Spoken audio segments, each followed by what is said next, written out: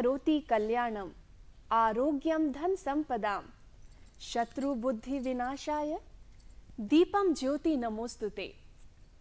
ये हम सभी जानते हैं कि किसी भी शुभ कार्य की शुरुआत हम दीप प्रज्वलित कर करते हैं और आज तो है ही दीपों का उत्सव दीपावली। भगवान श्री राम 14 साल के वनवास के बाद पुनः अयोध्या वापस लौटे थे और उनके आगमन की खुशी में अयोध्या वासियों ने पूरी अयोध्या को दीपों से सजा दिया था। इसीलिए हम मनाते हैं दीपावली का त्योहार।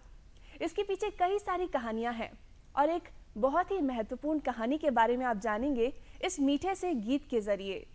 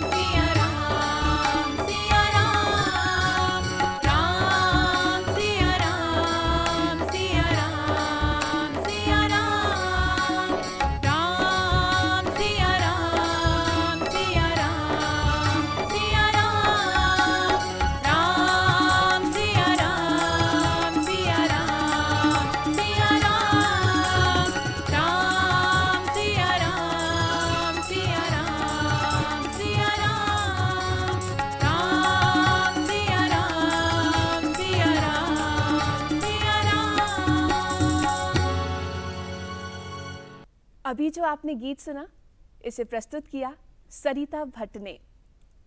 ये तो हम सभी जानते हैं कि आज कार्तिक मास की अमावस्या है। इस दिन हम दीपोत्सव मनाते हैं, लेकिन इस दिन माँ लक्ष्मी को कैसे प्रसन्न करना चाहिए, आइए जानते हैं डॉक्टर रघुवीर प्रसाद गोस्वामी जी से। नमस्कार, आपका बहुत बहुत स्वागत है और आपको दीपावली की ढेर सारी शुभकामनाएं। नमस्कार, आपको भी बहुत बहुत शुभकामनाएं। आप हमें ये बताइए कि आज के दिन माँ लक्ष्मी को कैसे प्रसन्न करना चाहिए और आज के दिन की क्या खासियत है। जी हाँ, बहुत अच्छा प्रश्न आपने किया है दीपावली के संदर्भ में। रामो राजमणि सदा विजयते, रामं रमेशं भजे, रामेणाभिहता निशाचर चमू, रामाय तस्मै नमः। रामान्नास्ति परायणं परतरं, रामस्य दासोऽस्म्यहम्। रामे चित्तलयः सदा भवतु मे, भो राम मामुद्धर, भो राम मां पालय। सबसे पहले तो दीपावली का संदर्भ श्री राम के आगमन से होता है।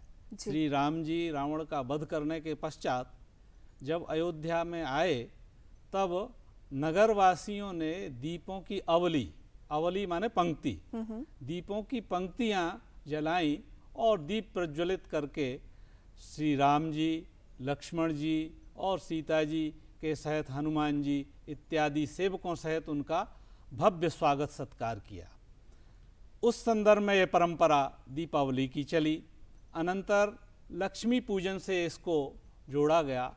तो लक्ष्मी जी का पूजन करने के निमित्त यह कहा जाता है कि लक्ष्मी को कौन प्रसन्न नहीं करना चाहता है। जी। देवता हों, दानव हों, मानव हों, सभी लक्ष्मी जी की कृपा प्राप्त करना चाहते हैं।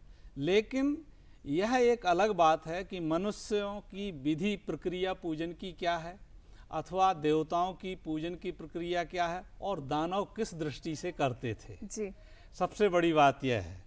दूसरा, लक्ष्मी का अर्थ ही होता है जगत्या लक्ष्यमाणा सा लक्ष्मी रीति गीयते। शास्त्रों में कहा गया है जगत जिससे प्रतिभासित हो, लक्षित हो, दिखाई दे, अर्थात वैभव, शांति, समृद्धि से परिपूर्ण जो संसार है, वह लक्ष्मी की ही कृपा का प्रसाद है, लक्ष्मी की ही प्रसन्नता का परिणाम है। जी।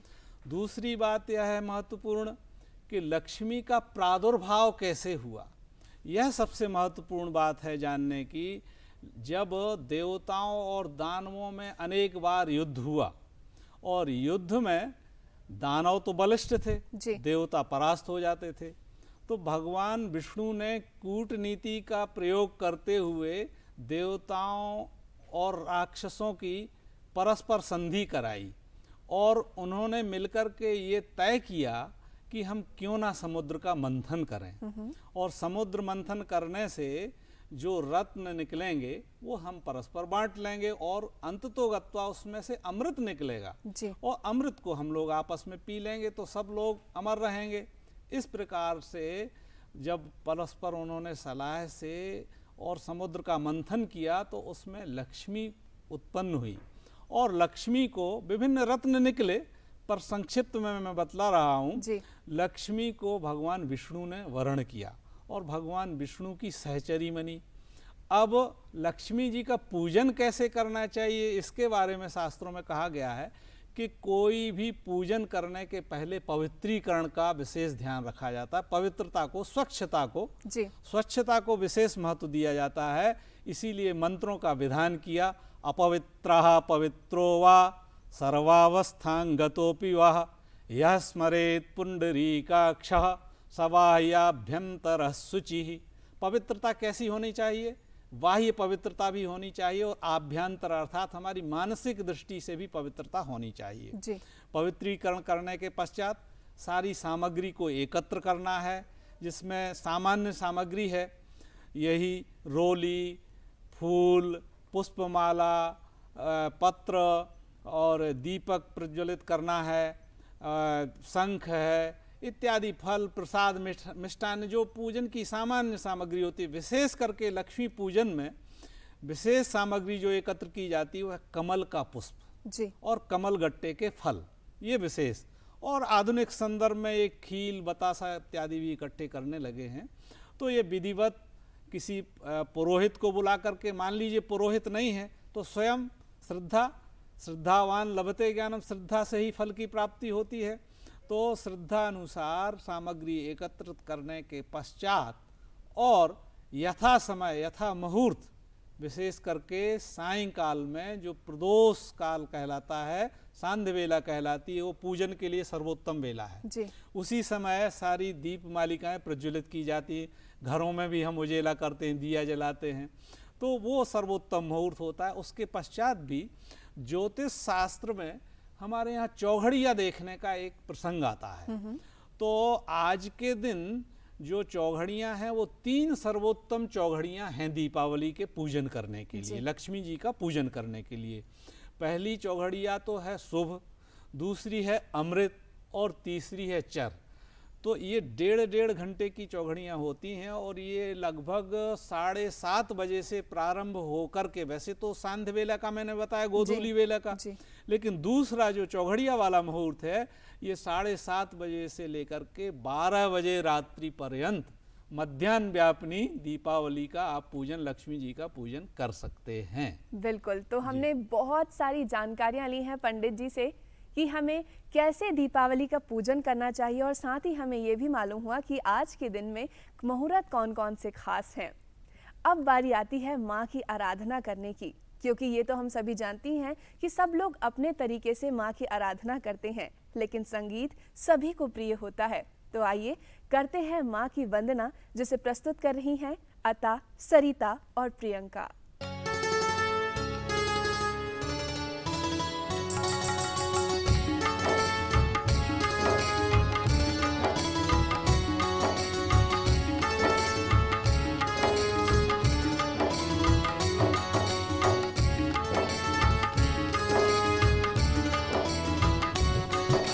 द्वार तेरा माँ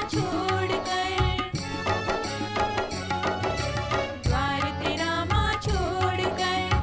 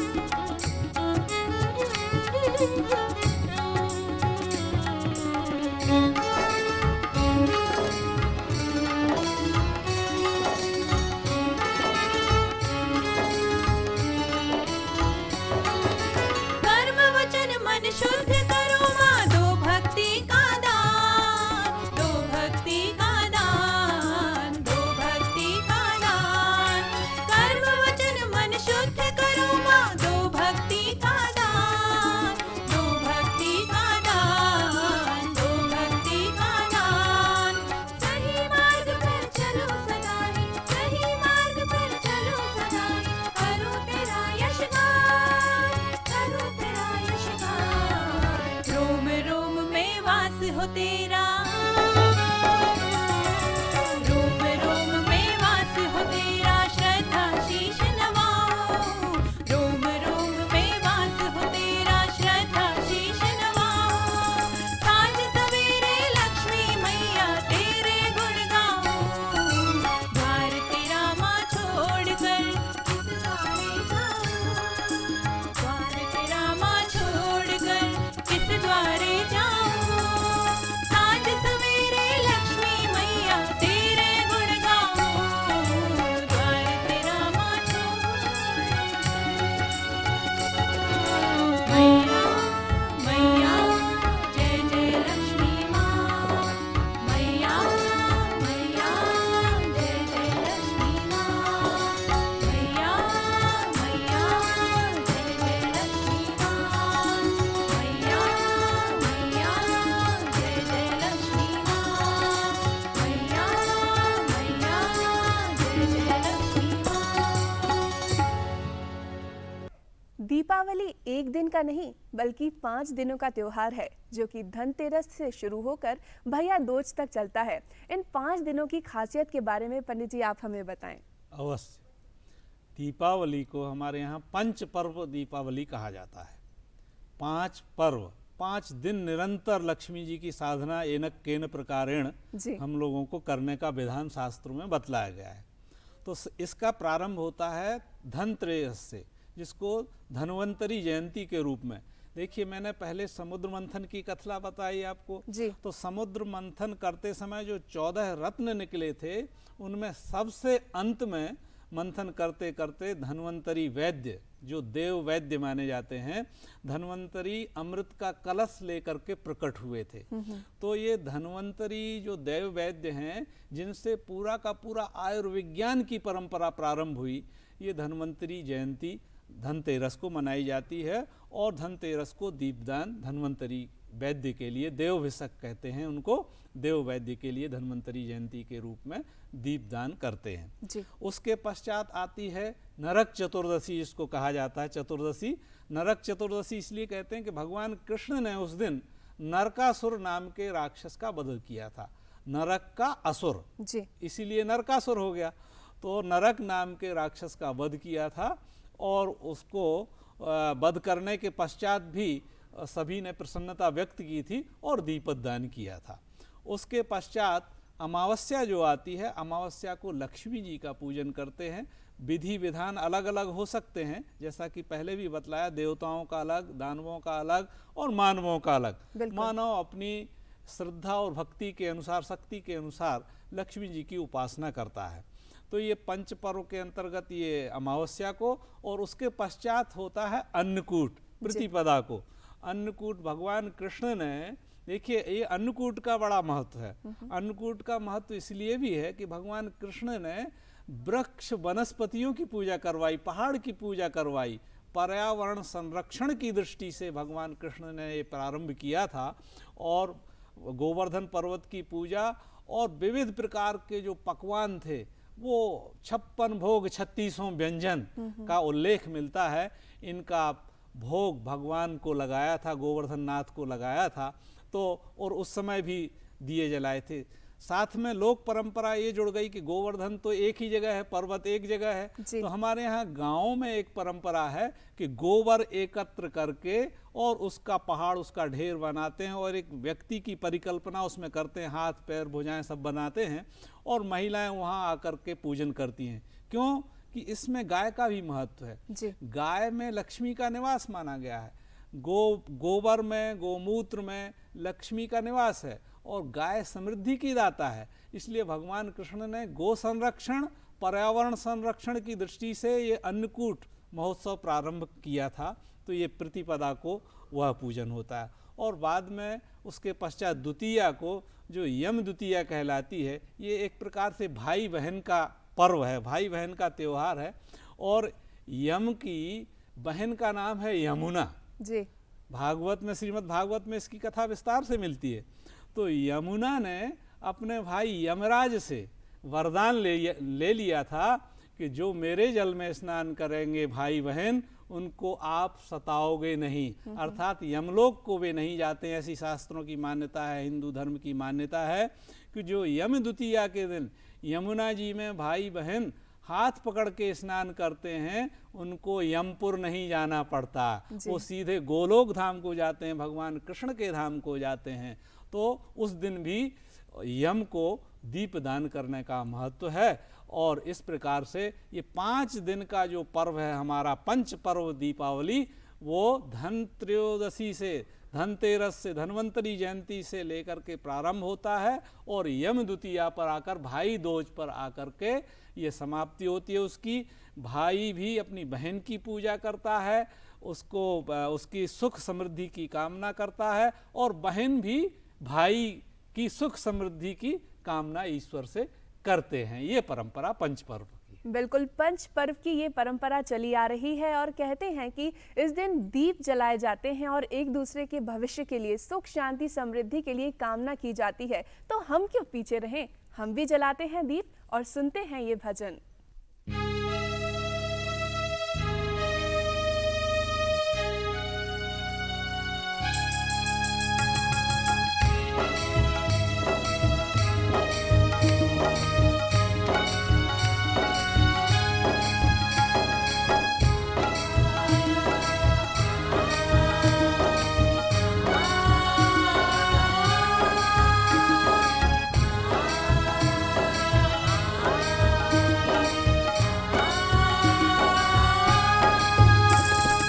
आज मेरे आंगन में दीप जल उठे, मन की फुलवारी के फूल खिल उठे। आज मेरे आंगन में दीप जल उठे, मन की फुलवारी के फूल खिल उठे। लक्ष्मी आई आंगन में, खुशियाँ लाई जीवन में। लक्ष्मी आई आंगन में, खुशियाँ लाई जीवन में। सपने सभी मचल उठे, आज मेरे हो मेरे हो मेरे हो। आज मेरे आंगन में दीप जल उठे, मन की फुलवारी के फूल खिल उठे।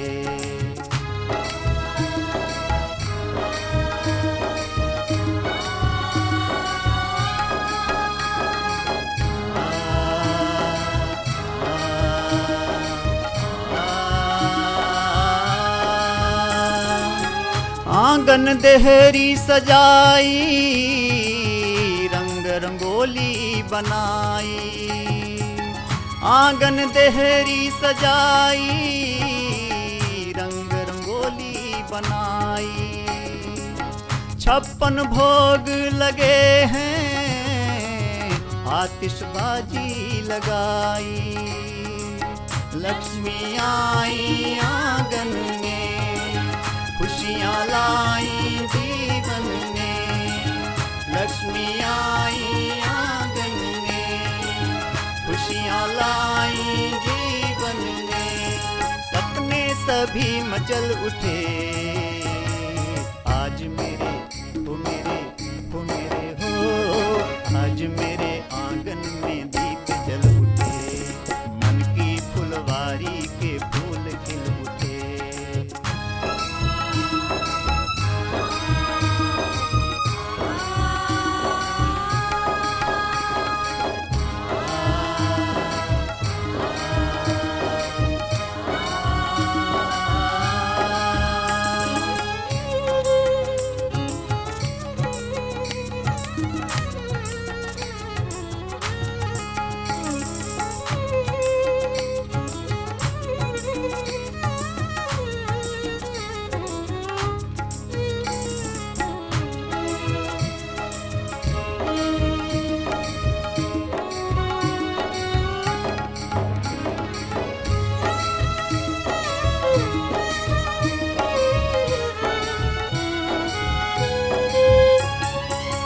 कर ले मैया का पूजन, भर ले कृपा से दामन। कर ले मैया का पूजन, भर ले कृपा पास दामन, कर ले विष्णु प्रिया का पूजन अर्चन सुमिरन। लक्ष्मी आई आंगन में, खुशियाँ लाई जीवन में। लक्ष्मी आई आंगन में, खुशियाँ लाई जीवन में। सपने सभी मचल उठे, आज मेरे हो मेरे हो मेरे हो, आज मेरे आंगन में दीप जल उठे। मन की फुलवारी के फूल खिल उठे, आज मेरे आंगन में दीप जल उठे। मन की फुलवारी के फूल खिल उठे, आज मेरे आंगन में दीप जल उठे।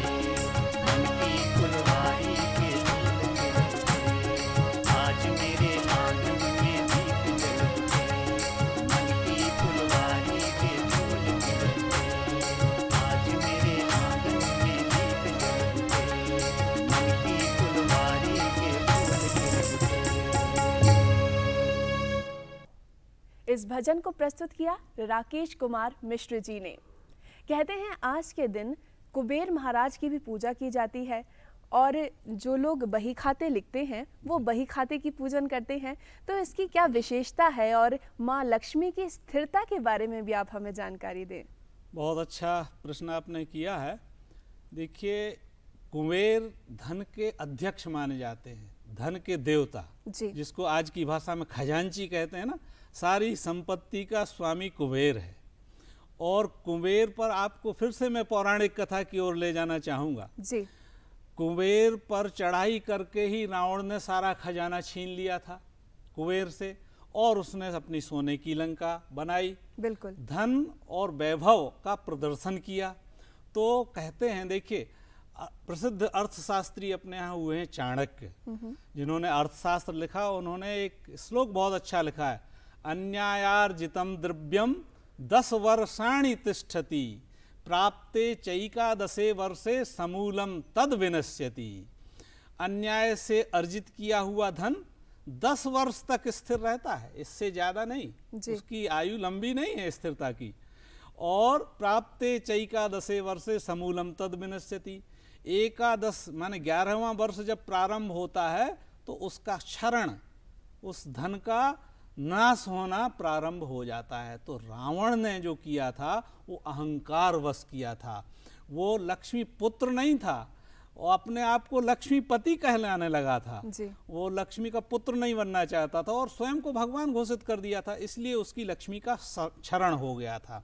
इसीलिए कहा गया है कि श्रमेणोपार्जिता लक्ष्मी, लक्ष्मी स्थिर कब रहती है? जब परिश्रम पूर्वक कमाई जाए, श्रम पूर्वक कमाई जाए, वो लक्ष्मी स्थिर रहती है।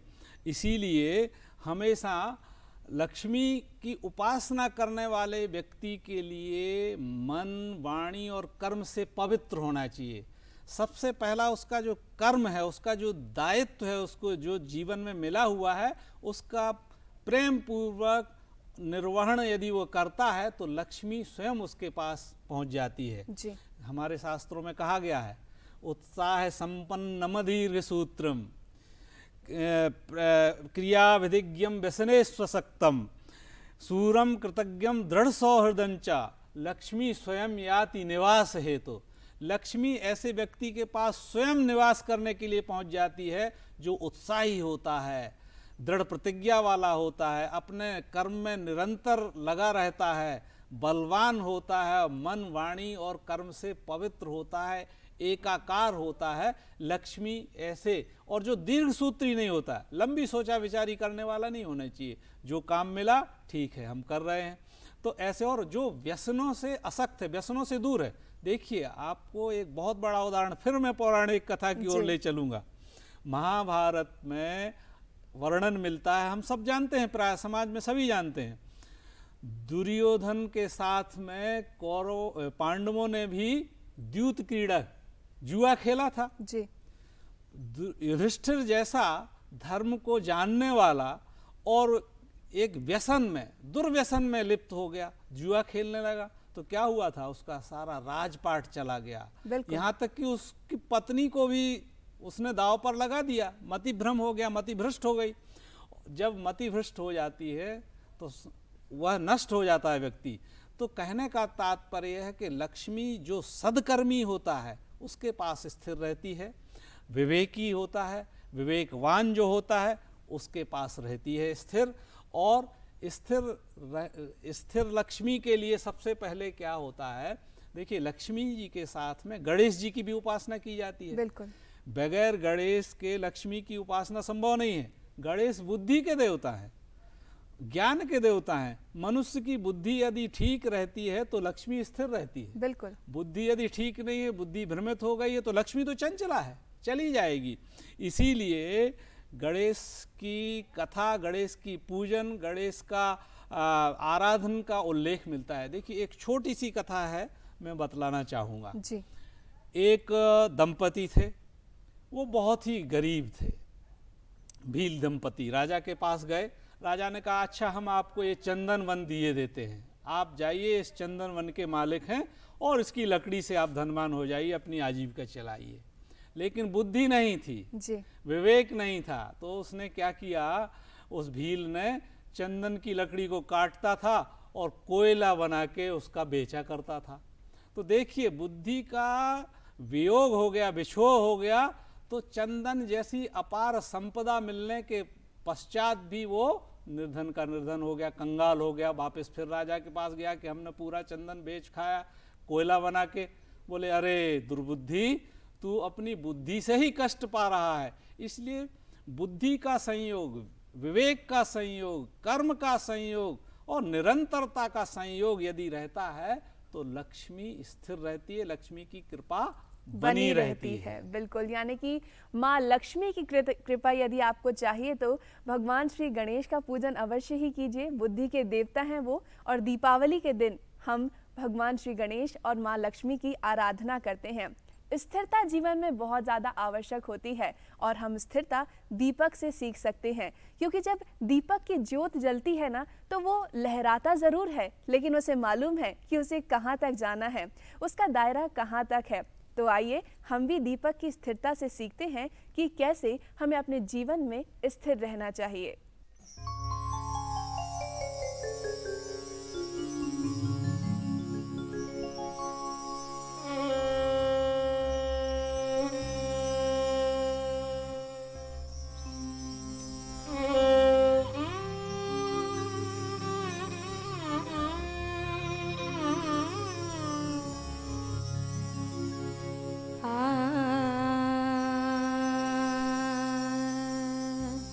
आ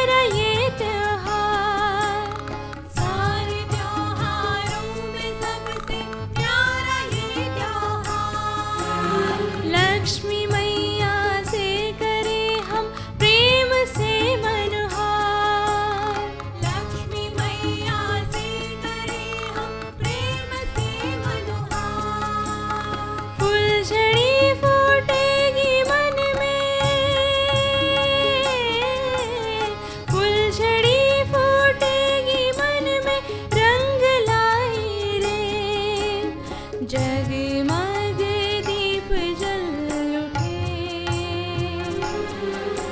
दिवाली आई रे।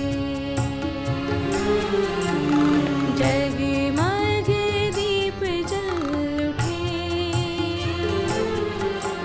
दिवाली आई रे। मन भाई दिवाली ढेर खुशियाँ लाई, दिवाली आई दिवाली, मन भाई दिवाली ढेर खुशियाँ लाई, दिवाली।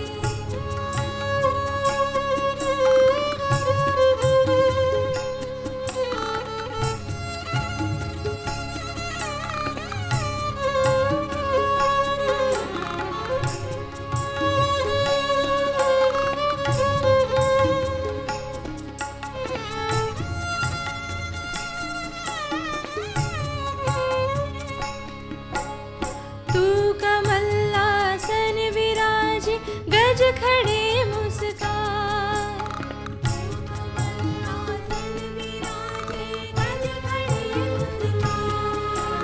माँ की सुंदर ये छवि विष्णु के मन को भाए।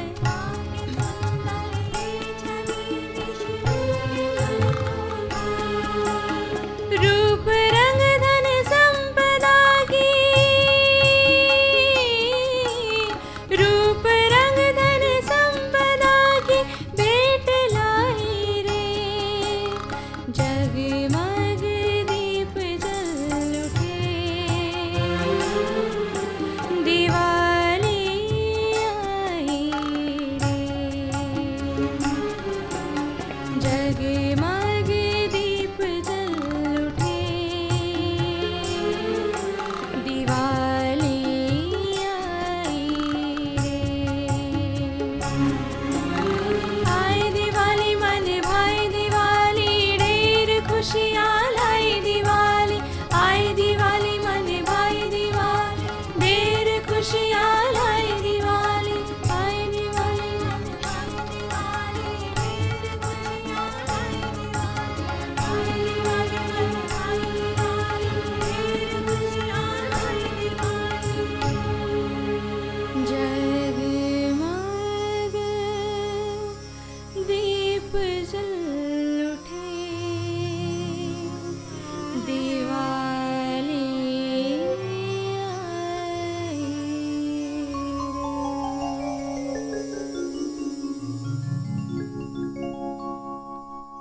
रे। इस गीत को प्रस्तुत किया प्रियंका पवार ने।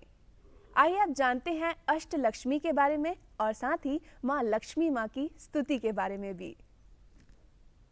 ये बहुत ही अच्छी बात है कि हम लक्ष्मी को विविध रूपों में देखते हैं।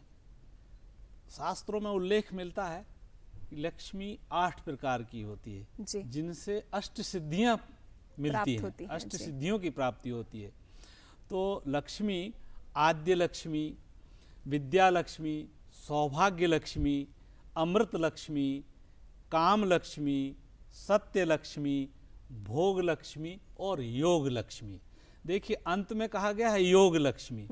अब लक्ष्मी का योग कैसे होगा, तो वही बात मैं फिर से कहूँगा कि बुद्धि, विवेक, श्रम और ईमानदारी का यदि योग होगा, संयोग होगा, तो लक्ष्मी स्थिर रहेगी। ये 8 काम जो बतलाए गए, 8 प्रकार की जो लक्ष्मी बतलाई गई हैं, इनसे अष्ट सिद्धियां प्राप्त होती हैं। अष्ट सिद्धियां कौन कौन सी हैं, तो कहते हैं शास्त्रों में बतलाया गया है अणिमा, महिमा, गरिमा, लघिमा, प्राप्ति, प्राकाम्य, ईशिता और वसीता। ये अष्ट जो सिद्धियां हैं, इन अष्ट सिद्धियों से परे संसार में और कुछ नहीं है। जी। समृद्धि के रूप में 8 सिद्धि जिसके पास हैं, समझ लीजिए संसार की सारी संपत्ति उसके पास है। एक बात। दूसरी बात, लक्ष्मी को शक्ति का भी अवतार कहा गया है। जी। शक्ति क्या है? या श्री स्वयं सुकृतिनाम भवने स्वलक्ष्मी पापात्मनाम कृतधियाम हृदये सुबुद्धि। श्रद्धा सतां कृतजनस्य गृहे सुलज्जा तां तां नतास्मि परिपालय देवी विश्वम। विश्व का परिपालन करने वाली देवी लक्ष्मी हम सब लोगों के घरों में कैसे रहती है। जी। वह जो स्त्री है सुंदरता के रूप में सदगृहस्थों के यहाँ निवास करती है। और कहते हैं कृतधियाम माने जिनकी बुद्धि सही ढंग से काम करती है उनके यहाँ निवास करती है, और जो दुष्ट होते हैं उनके यहाँ लक्ष्मी का निवास नहीं होता है। और कहते हैं कि पापात्मा नाम जो पापी होते हैं, पापात्मा लोग होते हैं, वो लक्ष्मी को प्राप्त तो करना चाहते हैं लेकिन प्राप्त करने के वो पात्र नहीं हैं, इसलिए लक्ष्मी उनके यहाँ निवास नहीं करती है। और सदगृहस्थों के यहाँ बुद्धि में, उनकी बुद्धि में सदाई, उनके हृदय में उनका निवास होता है। जब हृदय और बुद्धि ये ठीक रहेंगे तो मन अपने आप ठीक रहेगा। मन अपने आप ठीक रहेगा तो व्यक्ति क्रियाशील सही तरीके से होगा, सदमार्ग पर चलेगा तो लक्ष्मी अपने आप आएगी। और भी बतलाया गया, इसको कहा गया है या देवी सर्वभूतेषु लक्ष्मी रूपेण संस्थिता नमस्तस्यै नमस्तस्यै नमस्तस्यै नमो नमः। लक्ष्मी को शक्ति का अवतार कहा गया है। अब शक्ति क्या है ये भी सोचना पड़ेगा। हमारे शास्त्रों में बतलाया गया, मार्कंडेय पुराण में विशेष करके कहा गया है ऐश्वर्य वचनाश्च क्ति पराक्रम एवच तत्स्वरूपा तयोर्दात्री सा शक्ति परिकीर्तिता। ऐश्वर्य वचनाश्च, सा ऐश्वर्य कहलाता है, और क्ति पराक्रम एवच, क्ति पराक्रम अर्थात ऐश्वर्य और पराक्रम ही शक्ति है। जी। परिश्रम से शक्ति उत्पन्न की जा सकती है, लक्ष्मी उत्पन्न की जा सकती है। बिल्कुल, यानी कि परिश्रम से हमें लक्ष्मी की प्राप्ति हो सकती है। तो आप सभी अपने जीवन में स्थिरता बनाए रखिए और सुनिए ये लक्ष्मी स्तुति।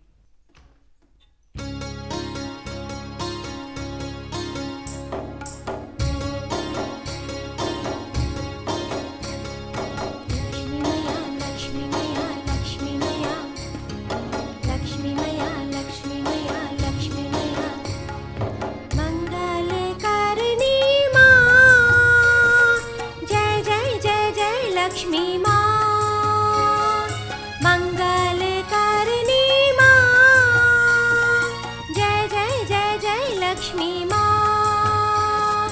मंगल दीप जले दो हमको खुशहाली माँ। मंगल दीप जले दो हमको खुशहाली माँ।